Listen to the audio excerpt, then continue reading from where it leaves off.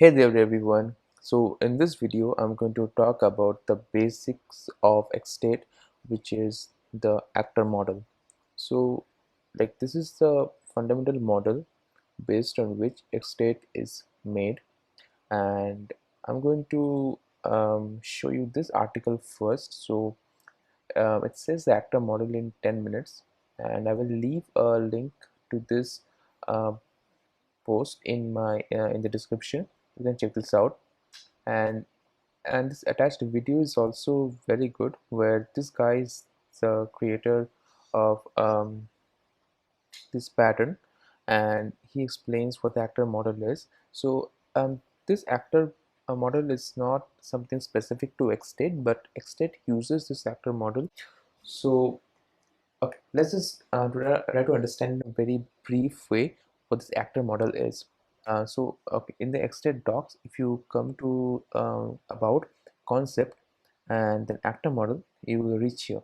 So it says that actor can receive message, send messages to other actors, and do something when the message is received, such as change the local state, send messages to others, spawn new actors. So let's try to understand something now from this. So we read the definition here. Now let's try to understand what it is. So we have an actor model. So we have an actor, and then this actor can receive messages, this actor can send messages, and this actor A, can create another actor, actor B.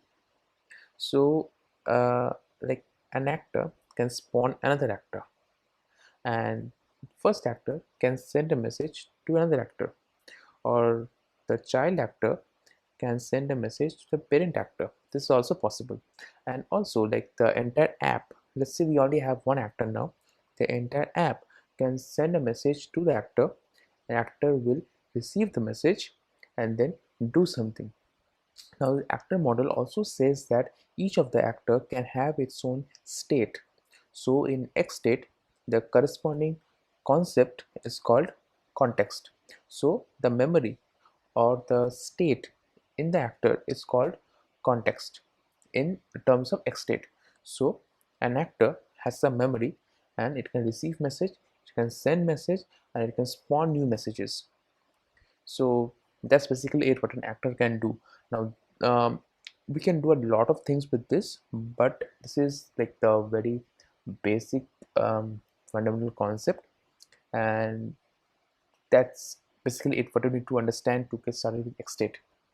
Now what I'm going to talk about next is a bit more advanced thing, because I'm going to take an example of a previous project which I published a few days back, specifically about 11 days back, and I'm going to go to that project and then show you which, like, what are the actors, what is the child actor, what is the process of sending message, receiving message, and all that in a very brief way. Like if you want to skip the second part, it's fine, because we're going to go into details of everything: sending message, receiving message, spawning another actor in great detail in the later videos. But just to touch this in this video, I'm going to just go to the other project and explain it. So this is the project. I also share the link to this Codesandbox in the description. It doesn't matter what this UI does, because we're not concerned about this right now. So we have one machine, the root machine, and then there's another machine called child machine. So this is a factory function which will return a machine that is a child machine. So the root machine, it spawns the child machine. So this is the term. So if you check here, I am using spawn from XSTATE. So root machine is spawning child machine. So root actor is spawning child actor. So this is one concept. Another concept is to send message and to receive message. So to send message, we have the function send. So let's find here send.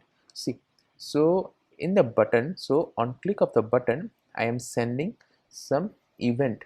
So the app is going to send a message to the actor, and the actor is going to receive this event. So for this event, go to UI1. Now let's find the string, go to UI1, in the machine or the actor and see. So it says that if I receive go to UI1, when I am on the UI2 state, then I'm going to go to UI1 state. So I can see that there's a way to send a message and there's a way to receive a message. So that's it basically, like very briefly, but I mean, that's all you need to know to get started with the actor model and the basic underlying architecture of this XState. And I think that's it to get started. So if you like this video, do hit the thumbs up, and I'll see you guys next time.